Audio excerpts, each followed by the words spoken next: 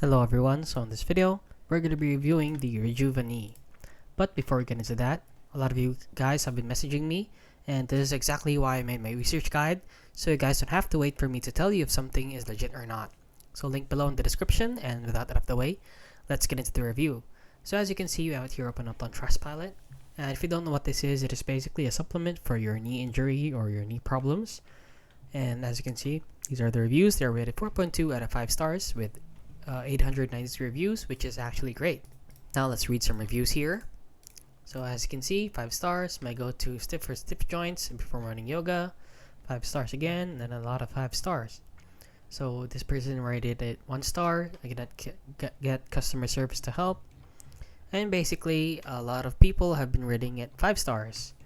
So I would, before buying or investing into this product, I would advise you to consult your doctor or medical professional first before buying or taking this supplement. Since no one knows it better than your doctor or medical professionals, please do not believe anything you see online. It is better to consult in person and asking your doctor if this is safe or not, or would they advise you to buy this. And yeah, that is basically it. So it does seem pretty legit though. So if you found this video helpful, please consider liking and subscribing.